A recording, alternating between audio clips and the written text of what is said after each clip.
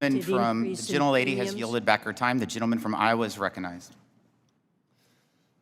Thank you, Secretary Yellen, for being here today. Greatly appreciate it.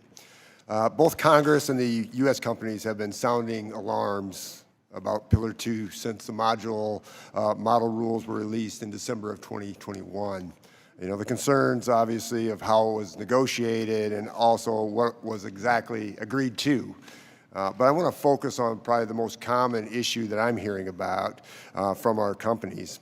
Under the agreement, non-refundable tax credits can bring a company's U.S. Pillar 2 effective tax rates below 15% minimum.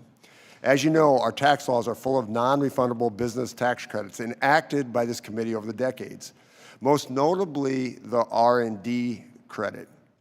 Other countries like the United Kingdom were able to protect this credit in their negotiations. And I'm trying to understand why the Treasury Department would agree to curb and eliminate this incentive created by Congress to encourage investment, because we saw it beneficial to this economy. So the question is this: Secretary Yellen, why did the U.S. Treasury not try to negotiate rules that protected the U.S. R&D incentives in the same way the U.K. did, in the same way other European countries did, and we lost ours?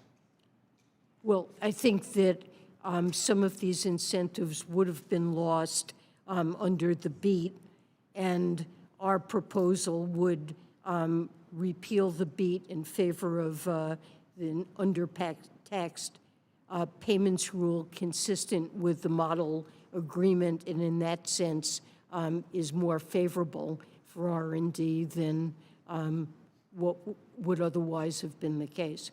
So, in all fairness, so you're saying you're fine with it, that you're not going to go to bat for this R&D tax credit. You're not going to ask the other countries to accept it. Well, we've said that we would look forward to working with Congress on an R&D credit that would be effective. You know, and I know that's a refundable tax credit. That's never going to happen because that's worth billions, trillions of dollars. That's just not going to happen. I mean, this is a big deal. I mean, this is a really big deal to every company when they can't take this R&D credit part of to lower that 15% minimum. And yet the UK did, and other countries did. I mean, we're at a tremendous advantage. Now, I hear what you're saying. I hear what you're saying, and it's sort of capitulation. But I mean, do you understand what these companies are asking here?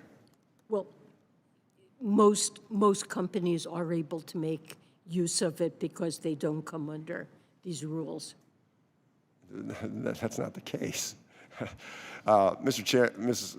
Secretary Yellen, thank you for those comments. Mr. Chair, I'd like to submit a letter for the record stating that R&D is the manufacturing industry's #1 priority, and this committee has already received that letter. Thank you, and I yield back. Without objection, so ordered. Gentleman from Pennsylvania is recognized.